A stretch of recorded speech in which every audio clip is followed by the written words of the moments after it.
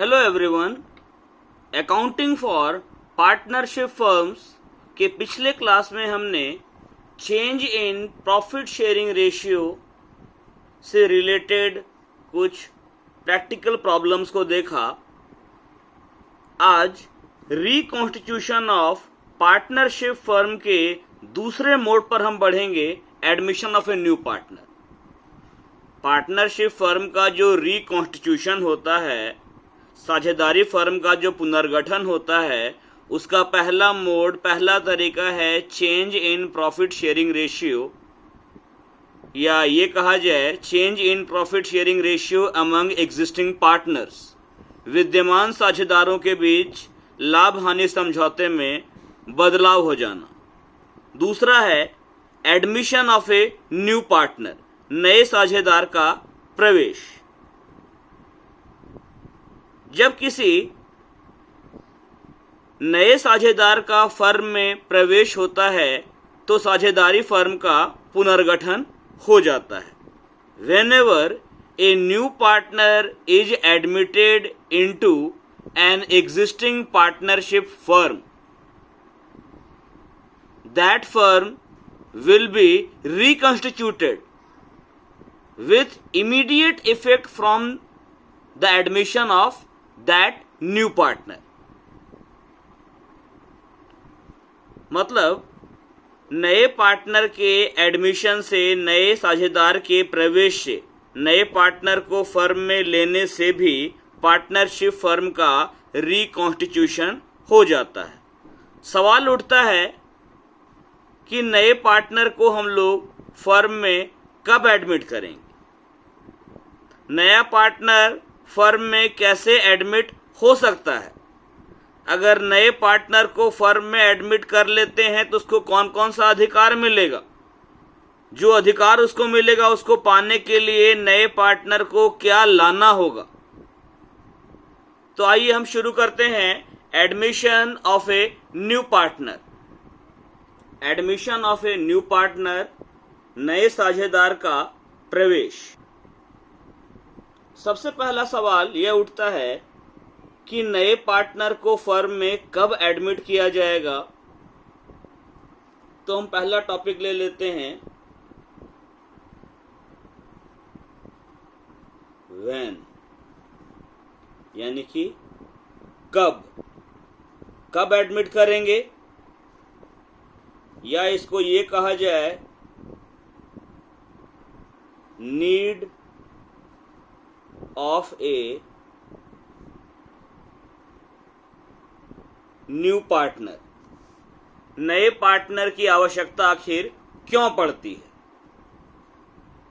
इसका जवाब है when firm requires additional capital और मैनेजरियल हेल्प और both for the expansion of its business, A new partner may be admitted to supplement its existing resources। जब किसी चालू firm को अतिरिक्त पूंजी अथवा प्रबंधकीय सहायता अथवा दोनों की आवश्यकता होती है तो फर्म के साझेदार विद्यमान संसाधनों की पूर्ति के लिए नए साझेदार को प्रवेश देने का निर्णय करते हैं।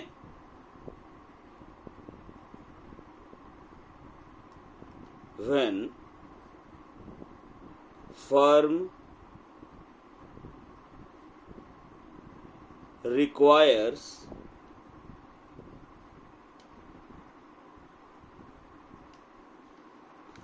additional capital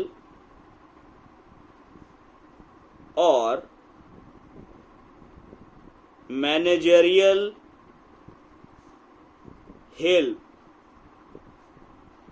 or both for the expansion of its business। When firm requires additional capital or managerial help or both for the expansion of its business, a new partner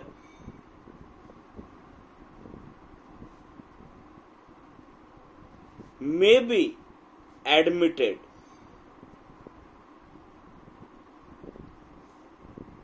to supplement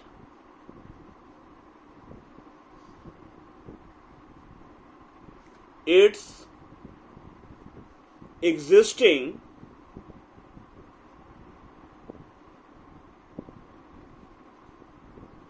resources.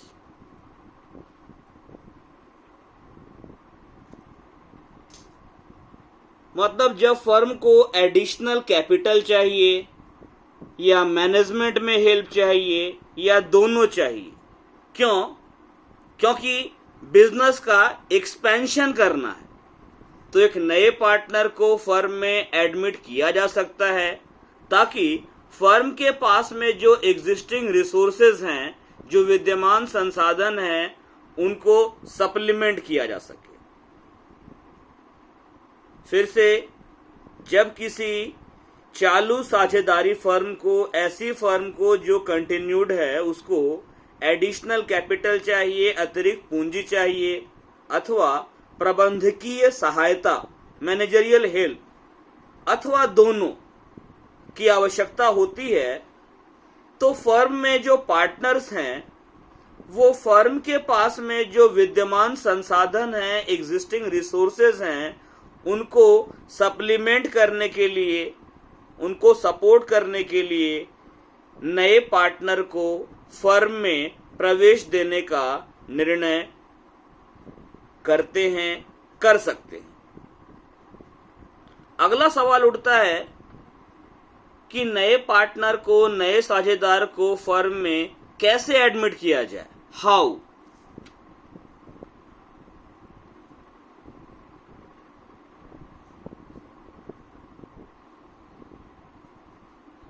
कैसे करें admit? तो इसका जवाब है, according to the partnership act 1932, a new partner can be admitted into the firm only with the consent of all the existing partners unless otherwise agreed upon। मतलब साझेदारी अधिनियम 1932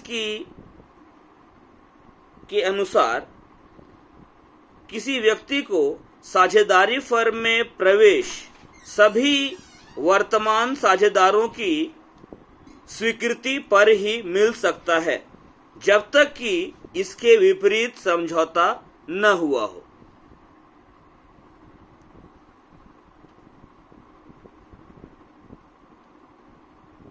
According to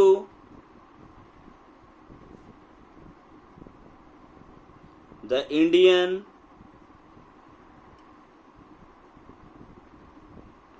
Partnership Act 1932, a new partner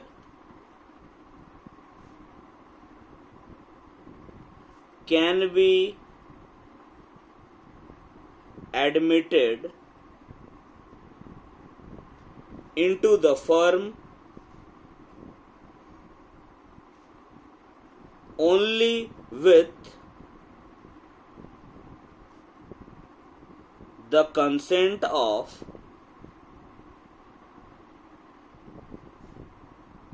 all the existing partners।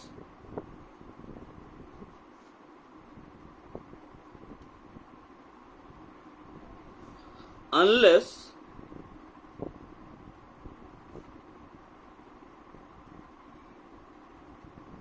otherwise agreed upon। ये बोल रहा है कि एक नया पार्टनर फर्म में तभी एडमिट किया जाएगा जब इसके लिए सारे के सारे एग्जिस्टिंग पार्टनर्स रेडी हों उन सभी की सहमति हो, जब तक कि कोई अदरवाइज एग्रीमेंट ना हो। According to the Indian Partnership Act 1932, a new partner can be admitted into the firm only with the consent of all the existing partners unless otherwise agreed upon. भारतीय साझेदारी अधिनियम 1932 के अनुसार किसी व्यक्ति को साझेदारी फर्म में प्रवेश सभी वर्तमान साझेदारों की सहमति या स्वीकृति पर ही मिल सकता है, जब तक कि इसके विपरीत समझौता न हुआ हो। जैसे मान लेते हैं कि फर्म में ए, बी और सी ये 3 लोग पार्टनर हैं। अब डी नाम का एक चौथा व्यक्ति फर्म में नया पार्टनर के तौर पर एडमिट होना चाहता है, तो डी फर्म में नया पार्टनर तभी बन सकता है जब इसके लिए ए, बी और सी तीनों के तीनों पार्टनर एग्री हों। क्लियर? मतलब नया पार्टनर फर्म में तभी आएगा जब पहले से जितने पार्टनर हैं वो सबके सब इसके लिए तैयार हों। लेकिन इसमें एक पॉइंट है, अनलेस अदरवाइज एग्रीड अपॉन। ये जो बात लिखी हुई है, जब तक कि कोई अदरवाइज या विपरीत समझौता न हुआ हो। अब जैसे मान लेते हैं ए, बी, सी पार्टनर है 3 लोग, इन तीनों के बीच पहले से ही एक समझौता हो चुका है कि फ्यूचर में जब भी कोई नया पार्टनर आएगा तो वो केवल और केवल ए की मर्जी से आएगा। मतलब नए पार्टनर को एडमिट करने के टाइम पर बी और सी से नहीं पूछा जाएगा, वो केवल ए की मर्जी से आएगा। ऐसा एग्रीमेंट ऑलरेडी हो चुका है। और हम लोग जानते हैं कि पार्टनरशिप बेस्ड होता है एग्रीमेंट पर। अब अगर डी को फर्म में एडमिट होना है और इस बात के लिए केवल ए तैयार है, बी और सी नहीं चाहते हैं कि डी फर्म में पार्टनर बने, फिर भी चूंकि ए तैयार है और एग्रीमेंट भी है कि नया पार्टनर केवल ए की मर्जी से आएगा, तो इस केस में डी को पार्टनर बनाया जा सकता है। लेकिन अगर इस तरह का कोई समझौता नहीं होता कि नया पार्टनर केवल ए नाम के पार्टनर की मर्जी से आएगा, तो उस कंडीशन में डी फर्म में तभी एडमिट होता जब इसके लिए ए, बी और सी तीनों के तीनों पार्टनर रेडी हो, तीनों के तीनों पार्टनर एग्री हो। अगला सवाल उठता है कि जब हम लोग नए पार्टनर को एडमिट कर लेंगे तो क्या होगा?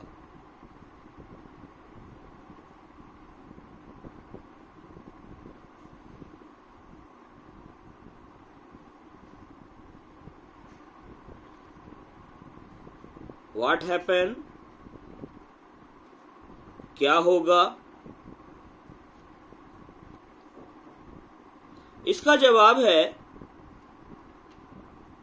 with the admission of a new partner, the partnership firm is reconstituted and a new agreement is entered into to carry on the business of the firm.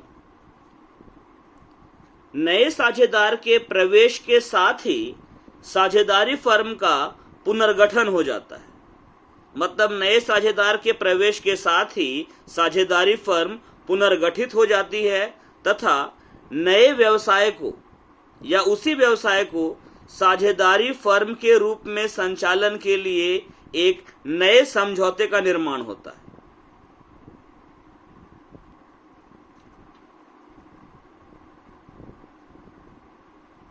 With the admission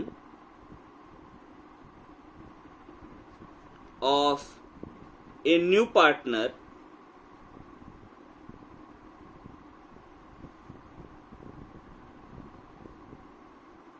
the partnership firm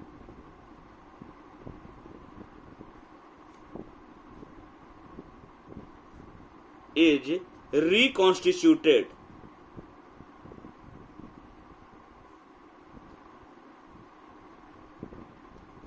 and a new agreement is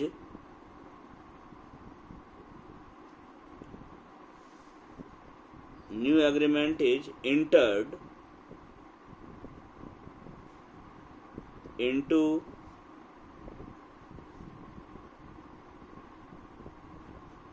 to carry on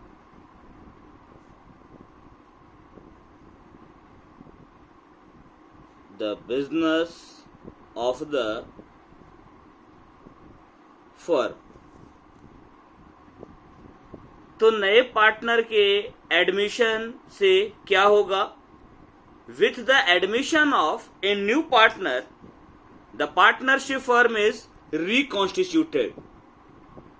नए साझेदार के प्रवेश होते ही, नए partner के admission के होते ही partnership firm जो है वो रिकॉन्स्टिट्यूटेड हो जाएगी। पार्टनरशिप फर्म का रिकॉन्स्टिट्यूशन हो जाएगा, फर्म का पुनर्गठन हो जाएगा।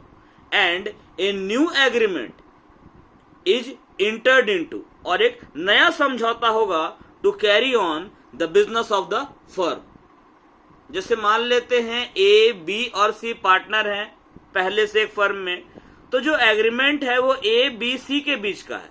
अब अगर डी को फर्म में एडमिट किया जाता है तो उस कंडीशन में ए, बी और सी के बीच का जो पुराना समझौता है वो खत्म हो जाएगा। एक नया एग्रीमेंट होगा ए, बी, सी और डी के बीच में। क्लियर है?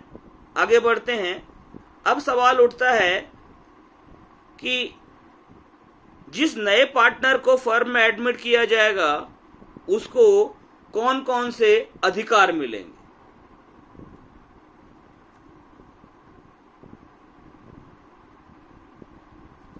Rights to be acquired by a new partner. मतलब नया पार्टनर, नया साझेदार जो फर्म में एडमिट हो जाएगा उसको कौन कौन सा अधिकार मिलेगा? इसका जवाब है a newly admitted partner acquires two main rights in the firm. First, right to share the assets of the partnership firm, and number 2, right to share the profits of the partnership firm। नए साझेदार को प्रवेश देने पर या नए साझेदार को फर्म में प्रवेश मिलने पर फर्म से दो मुख्य अधिकार प्राप्त होते हैं। पहला, फर्म की परिसंपत्तियों में या फर्म की संपत्तियों में भाग लेने का अधिकार, और दूसरा, फर्म के भावी लाभों में भाग लेने का अधिकार। मतलब फर्म के जो भविष्य के लाभ होंगे उनमें भाग लेने का अधिकार।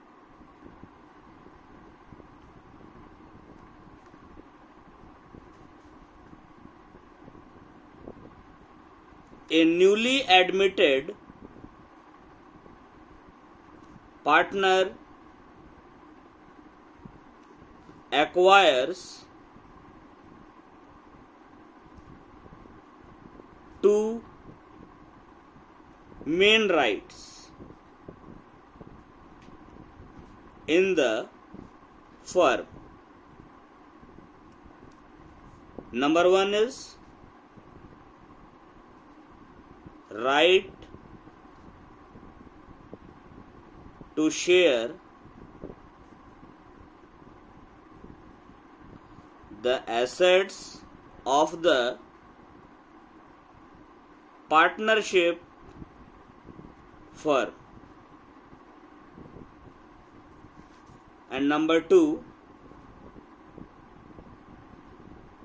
right to share the profits of the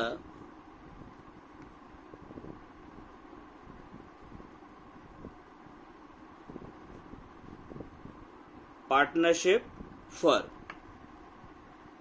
जिस नए पार्टनर को फर्म में एडमिशन दिया जाएगा, आफ्टर एडमिशन उसको पहला अधिकार मिलेगा पार्टनरशिप फर्म की जो प्रॉपर्टीज हैं, फर्म की जो एसेट्स हैं, उनमें हिस्सा लेने का अधिकार।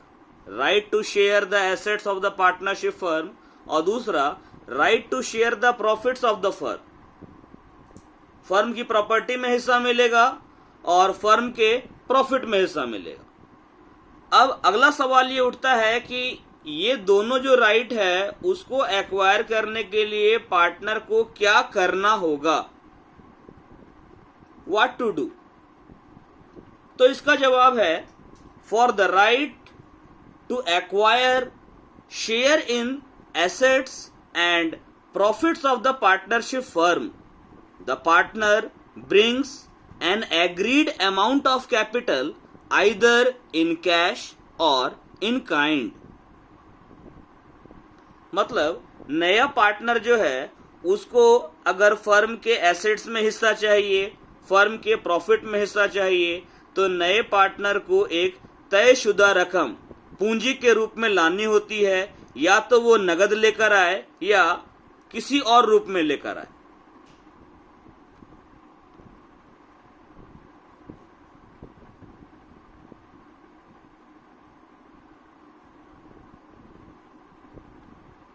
What should he do?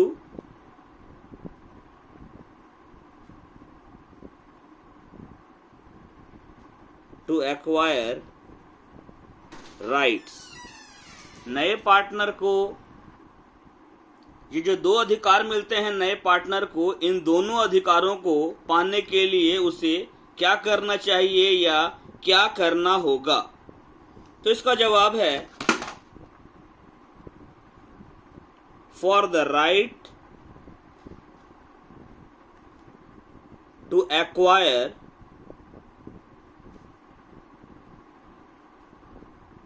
share in the assets and profits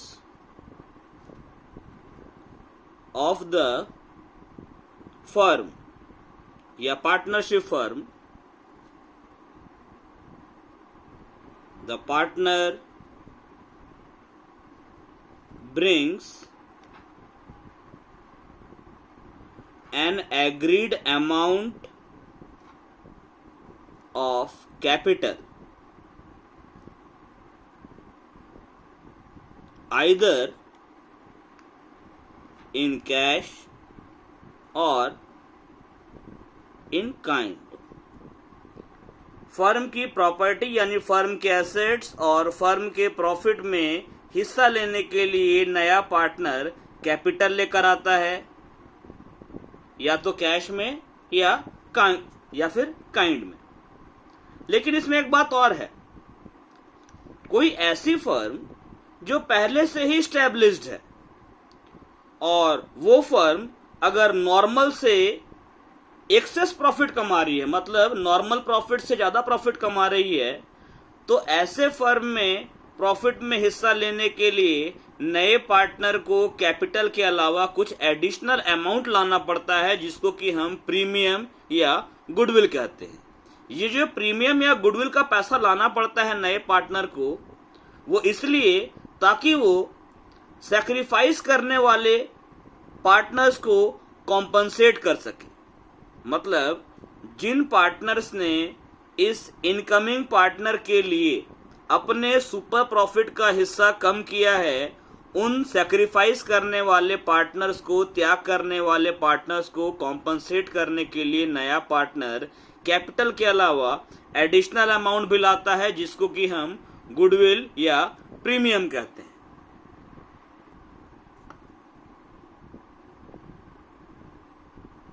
Moreover,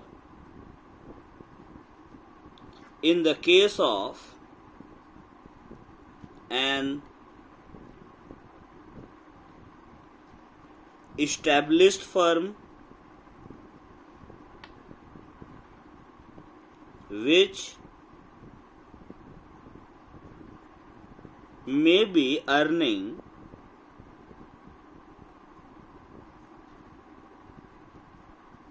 more profits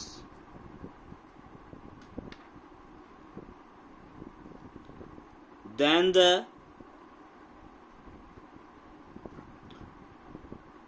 normal rate of return on its capital.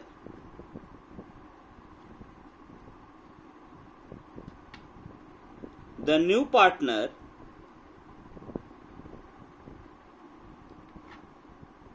is required to contribute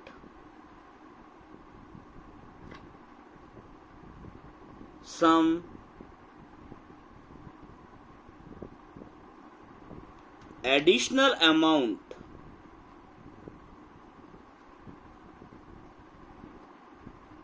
known as premium or goodwill. Normally तो क्या होता है कि नया पार्टनर केवल capital लेके आता है और कैपिटल लाने से ही उसको फर्म के एसेट्स और प्रॉफिट दोनों में हिस्सा मिल जाता है। लेकिन अगर कोई फर्म पहले से ही स्टैब्लिश्ड है और वो firm normal rate of return जो कैपिटल पर मिलता है उससे ज्यादा प्रॉफिट कमा रही है, तो उस केस में नए पार्टनर को कैपिटल के अलावा कुछ पैसा अलग से लाना होता है, जिसको कि हम प्रीमियम या गुडविल कहते हैं, जिसका वैल्यूएशन हमने देखा था। मैंने बताया था ना कि गुडविल का वैल्यूएशन कब करना पड़ता है, जब भी कभी पार्टनरशिप फर्म का रिकॉन्स्टिट्यूशन होता है तो गुडविल का वैल्यू निकाला जाता है। ठीक है, अब ये जो नया पार्टनर जो एडिशनल अमाउंट ला रहा है प्रीमियम या गुडविल का, वो क्यों ला रहा है? This is done primarily to compensate the sacrificing partners for loss of their share in super profits of the firm। कहने का मतलब है कि अगर एक स्थापित फर्म है, वेल एस्टैब्लिश्ड फर्म, जो कि अपनी पूंजी पर सामान्य प्रतिफल से अधिक लाभ कमा रही है, नए पार्टनर को एक एडिशनल अमाउंट लाना होता है जिसको कि हम प्रीमियम या गुडविल कहते हैं। प्राथमिक रूप से ये जो प्रीमियम या गुडविल का पैसा है विद्यमान साझेदार को फर्म के सुपर प्रॉफिट में से उसके हिस्से की जो हानि हुई है उसकी क्षतिपूर्ति करने के लिए, भरपाई करने के लिए, कॉम्पनसेट करने के लिए लाई जाती है। तो हमने आज देखा कि नए पार्टनर को फर्म में कब एडमिट करना होता है, मीन्स नीड क्या है, कैसे एडमिट करते हैं, एडमिट करेंगे तो क्या होगा, जब नया पार्टनर फर्म में आ जाएगा तो उसको कौन कौन सा अधिकार मिलेगा, उन अधिकारों को पाने के लिए उसको क्या करना होगा। ठीक है, अब हम देखते हैं कि जब नया पार्टनर फर्म में एडमिट होगा तो भाई कौन कौन से वो इंपॉर्टेंट पॉइंट हैं जिन पर हमें ध्यान देना होगा।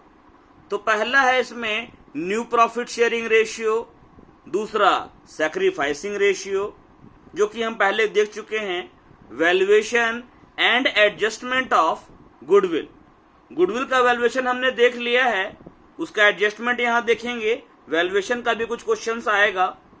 इसके अलावा revaluation of assets and reassessment of liabilities, distribution of accumulated profits और reserves and adjustment of partners Capitals.